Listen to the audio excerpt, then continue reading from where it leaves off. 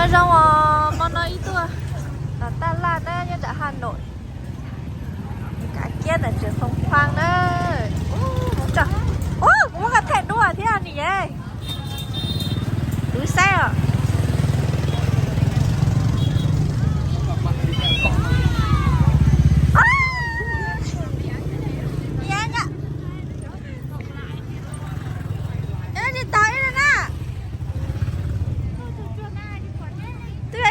Sợ tăng hả? Nè. Đến em có. Lấy gửi xe chưa? Gửi xe rồi hả? Cái nào đó. Vừa nó rồi. Nó bây giờ nó bé á, giờ nó bé á. Nó là cái thứ hai đó. Nó. Nó chưa? Em mới thứ hai đó. Thế nào? Em Ăn nó đó. năm mỏ. Cái mỏ nó bé à mua. Cho ít nào cho nó lấy hối nào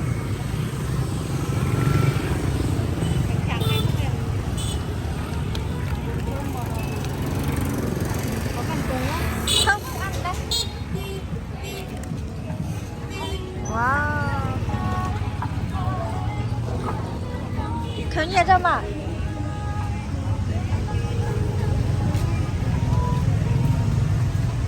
cái nào ăn chưa cơ.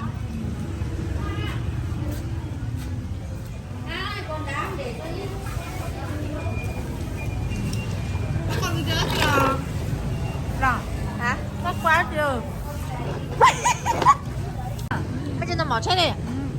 Đâu ta? Gì vậy em không học? Hả chưa hả?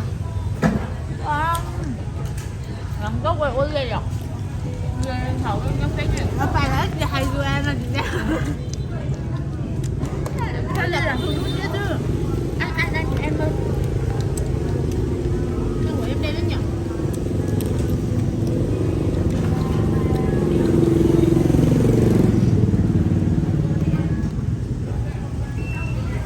Ô em.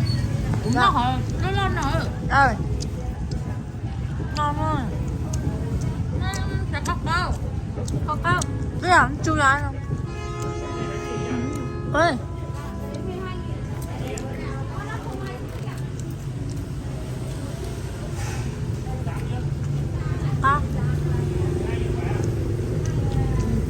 Nó chọn cái giống to thế nào? Ngon. Ngon nha. Bây giờ thế nào to? Nó tắm mà ướt để mà xuống đây ạ. Thế nó chỉ tá rồi. Nó đâu? Đâu mà? Đâu nào?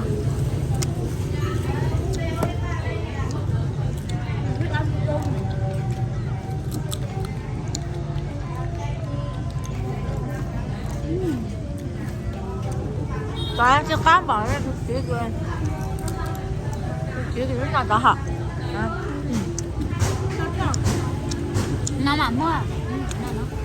Nhưng mà quá, nó mà quá. Nó ướt còn cái nhà mà. Ít thì giờ sẽ cho rồi. Thì đó có thể bên nào? Nào. Nào. Thế bông nhà thế gì cả ông ơi. Nào. Nó có rất nhiều sao đâu. Nó là hát xì ra, cái nó hát xì ra. Chính là Xinh nữa rồi. ta bác sĩ. Đó, nó có những chỗ ăn bác sĩ. Ăn thử ăn. Chị không thích ăn cái đấy. Bây giờ nó hát nhở rồi, hát chữ nó cũng hát nhở nó hát. Không nhắn là cái gì chưa? Cho nó hát tao Thì đấy nó rất xinh, chẳng không nhỉ? Đi không? đúng rồi. Chính là cho nó gì cơ. Nó Chị sẵn ra nè. Chính là nè. có chán là Chị giờ nè, chị sẵn là sushi ạ. nó bé thế này nè. Nó có em. Đó là thì bé Đây có mặt. mà. Đây có mặt thèm á. Dạ cứ nào. Ê lúc thì sư của ít thể tao cơ mà.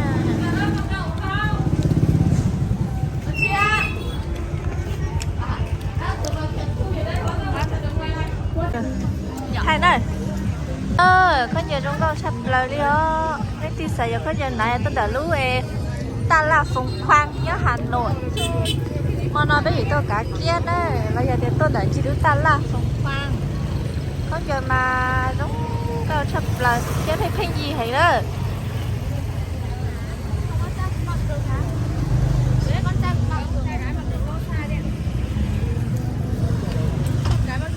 đúng không hả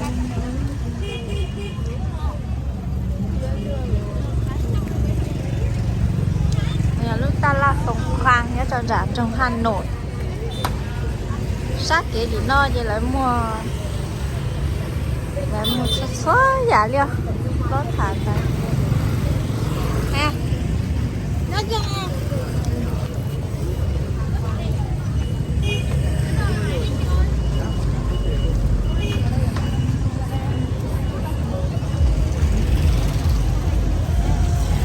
ba mà tao hả đây nó mà cao tao hả mà cao mà có tao hả đó cao có tao hả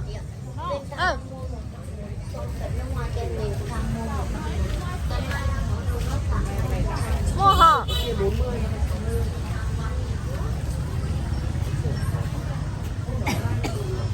mua có tao à mua có tao của dưới造车của tụi mình猜nè Mạo Vinh này Mạo Vinh dưới造车你dưới造车90呢你bảo có chơi đi con màu thích gì cả mở gì cả đi à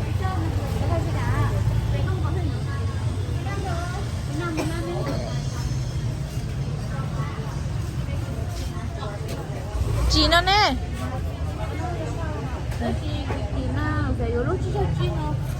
có cho chị kia cho cái này đi cục lâu để ban ra ban chấm rồi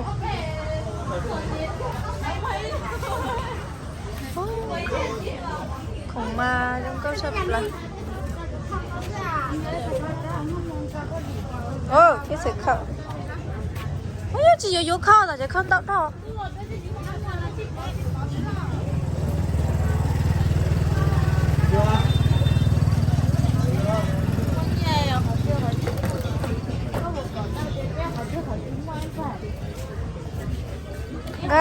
gơ của yếu bắt tiền nào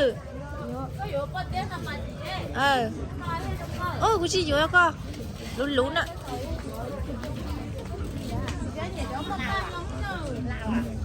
vâng Lào chị ạ cho món nào của sao tối đó đó không cái đấy có một cái thôi em mua đây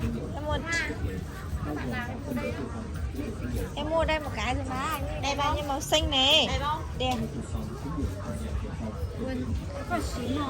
cái này tặng 2 nhá, còn nó xong nhá.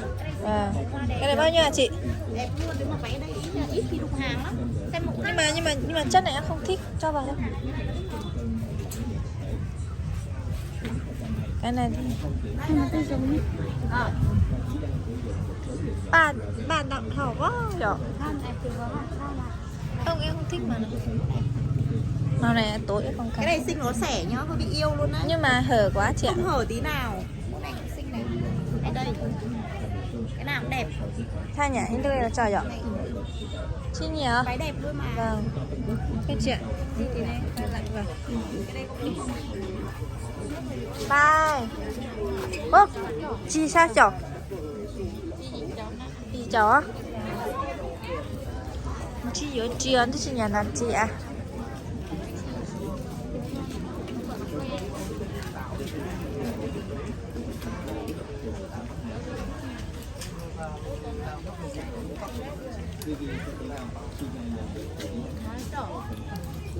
Nhà nó con vải này tặng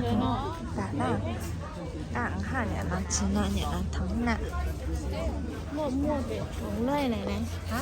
Nhớ luôn nè lúc tìm mấy cảo này ha. Ô em có chỉ có một cái ở nhà thôi quay đi cho đẹp đẹp đi không lo sao ôi buổi chiếc bên luôn rồi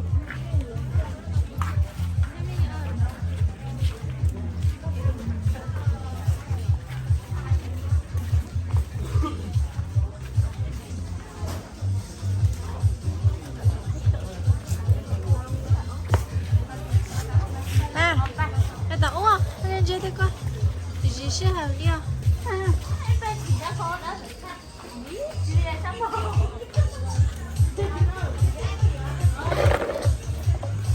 Đấy là của dân菜. Cái nó thân môi dây cổ đẹp lắm. Rất Đến nhiều giờ hình thì- luôn. Đấy. Đẹp và độc quyền không đâu có. Đây là titan kem tắm bằng nước nhá. Dùng bằng nước thoải mái luôn. Đây là dây cổ của các chân đây, tay kia. Đây là em bé thôi ạ. Nước mấy tuổi? 3 tuổi. Con trai lấy dây cổ cái gì? Vâng. Đây chị lấy cho. Con gái. Con gái đây, mương miệng này này xem nhau. Con gái. Đây. Dạ. Vừa cổ luôn. Không thịt màu ấy bạn, là titan lên nhá. Nó rất là già bền màu luôn. Đây này cái sao cũng đẹp này. Bảo hành cho em luôn. Em tắm nước thoải mái đen là chị đổi cho. Đây, yếu thì của dân菜nè. Vậy sao ạ? Cái ông sao đấy, lấy cái miệng này đấy. Vừa cổ luôn em nhá. Vâng. Lấy cho nó cái ông sao đi. Trẻ con thích ông sao. Vâng. Ông sao thì cái tâm thì nhặt thôi, vừa cổ luôn. Cái này chân nhá, cái này tay nhá. Chắc mình 83. Đây chân đây em rất nhiều luôn, rất nhiều hình luôn. Đúng rồi, đúng rồi, cả trên này cả dưới kia. Chia cho em cái này. Ok. Một biển dây luôn đấy. Thích lấy hình nào này? 40k chị. 40.000 em. Vâng. Đấy, nhiều hình em lấy hình nào đấy. Bây giờ của dân菜叫xí này. Cái trên cũng Cái chả nữa nhỉ, tôi con một lên nó nè. đấy là trên đấy. Yếu nó nhỏ. Hay là một cái này chị nhỉ? Đấy cái nào nữa? Nhưng mà cái này thì to quá. Đấy to cái này nhỏ hơn. Có hành nhá. Cho đi. Bây giờ thì áp tay ra cho cái sấy nữa. Thế là màu bỏ cũng rồi màu còn yến chưa màu này. Màu gì màu cho nó mà hai nhỉ, màu gì cho nó lo mà. Cái này nó tay, cái này tay này chân này. Yến chưa cái màu họ. Ta màu mì mì chả chỉ hợp màu cho này. Không trường trường đấy. Tập bé con sấy mà, sấy luôn. Chọn đi. Thu cơ xin đó. Em ơi, xin hắn này. Chị dưới kia tôi con một lên không?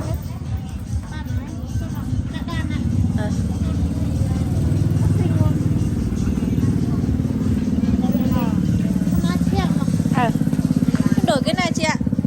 Ok, thế đi nào. Cho em một nhà. Đấy là cây này. Cho một nhà. Một nhà. Đúng 250 thôi, không lắm. Bán không nghĩ là thức bán 300 đấy, nhiều rẻ nửa.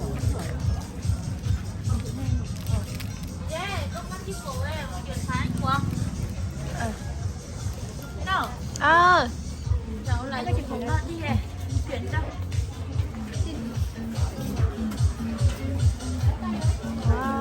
Không.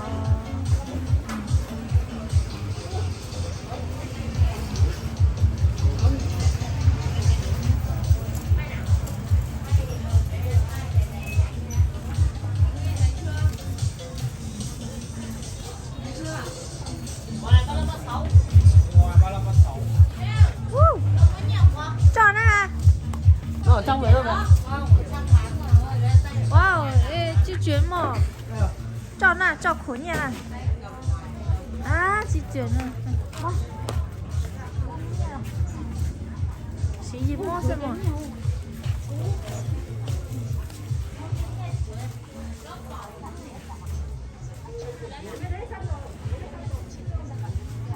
Ồ, lúc nào nó không theo. Ồ, lúc sau nó không theo. 이거 이거네.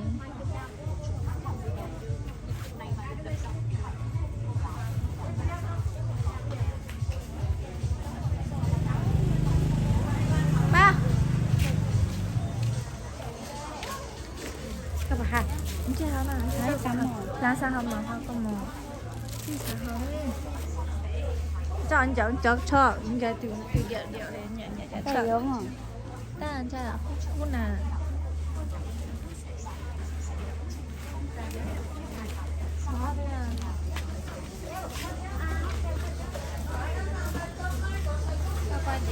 Cái đó để vừa mình cắt. Lúc nào vừa không nhá. Dầu dầu nhiều lúc nào được. Sao toàn lúc nào đi chọn toàn chọn. Trời ơi, con lấy đẹp mà nhưng mà nó hết rồi đấy em xin nó con sẽ cầm. Còn là tê hai trò tê Hết hàng.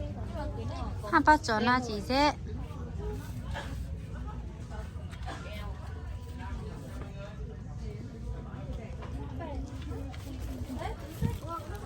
cả dép vào đi chị ơi. Bỏ thế ra ngoài à? Ada le. Thế lúc nè, tham nó em Hạp bác quay nè. cái này bao nhiêu bò bạn ơi, lấy hạt đá xem đi bạn ơi. Chỉ sẽ nó hỏi nè. Thêm cái mỏ. Ôi, ấy yapong nè. Ê, không một tết tuổi. Ừ. Hạp, ít lắm chỉ bác quay nè. Tôi khổ lắm coi, ít là bác xa để tiêu cái dụ. Cái gì yếu nó hay cho cái khủng từ hóa na cho. Nè. Tao bác. Áp tay con chế lúc đó cũ hả? À đây con chế lúc nãy cho cũ xe. Chị bác chế cả liền mà. Đây. Nó mới không đâu. Con lúc bật tan đi.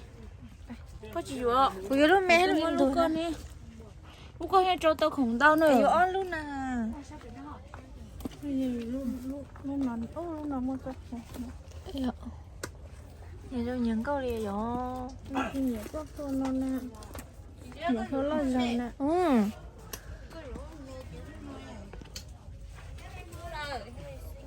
Ừ. Cái là cũng nhảy thế à? Cái nhảy phò nè. Cái nhảy. Ủa cái nhảy mua. Mới giàu hơn đó. Ừ. Cá liếm mà. Thật xá chị cũng thay trong khổ nữa. Chị thích cái này này, cái này đẹp xinh luôn. Nó chỉ ra có chồng mình theo con này. Nó cũng nhớ Nó nở cũng nhẹ chơi kiểu nó giống nở nhá. Trở ra này trong kiểu dùng muốn nha nè. Chỉ là chơi dùng nó dùng như này muốn nha nè. nó cũng nó tờ nó Chị dưới nè. Chắp đó. nó giống từ mà Xem nào. có form nhẹ nhàng. Phong nhẹ nhàng mà.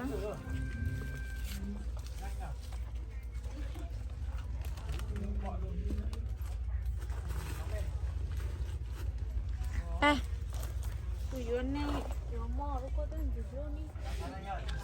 Cho cái gì nó cho? Hai dứa. Cái đấy 28, cái này là hơn 500 ấy, nhưng nó hết rồi, còn mỗi một con. Thì toàn chọn cái con nó còn mỗi một con, nó sơ nó hàng đẹp. Xem túi đi ngày đẹp thôi.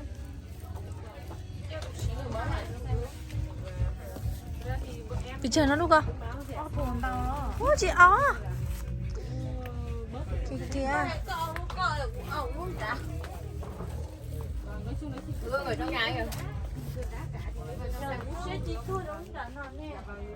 Nhưng cái mạng xài cái tốt nó rồi na thì nếu nó Chỉ là nó không đổi.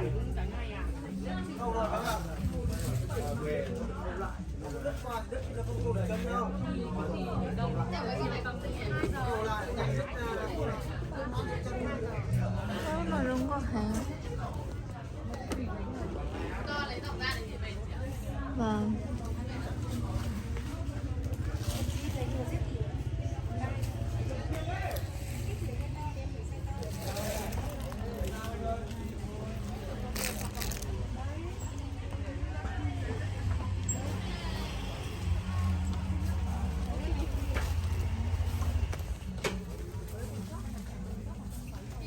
Ha.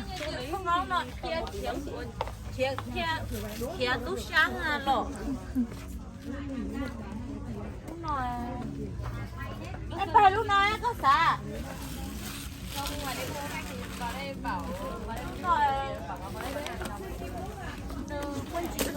Kiểu con đây. Ơi.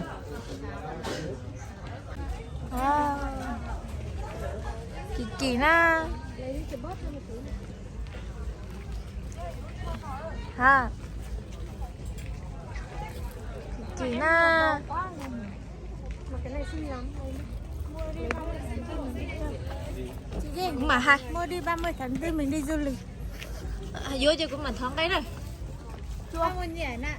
ไปtôi nói thì tôi thoáng đây nó đẹp sao? Ôi cái xe chỉ là phủ đấy nó chỉ nó. Vào đi vào đi. Vâng. Em lúc nào chả ủng hộ chị. Đúng rồi, chị tiếp ủng hộ đi còn gì nữa. Chị nhớ em không? Chả nhớ. Đấy, tí nữa bắt nhá. Nhớ em thì Đừng sai em ạ. Đúng rồi em đừng uống le có say á. Trời ơi, nó là đúng nước sai chọn á. 니 구두 하이 thì tao nói đi chúa nó. Nè, dáng đẹp. Mama yếu đi. Con mong 100 đi em. Không đập cao đấy. Đấy, phi nhị đô mà. Dáng đẹp lắm. Tao nói như phi nhị đô và xích cái này 90.000 thôi. Con bò 100 con vải 90 đi. Ví dụ đừng uống chỉ có đủ size đấy. Đủ cọp, đủ chọt đi chứ. 100.000 một quần nhìn biển giúp chị được thử đấy em. Nếu mà sai quần bé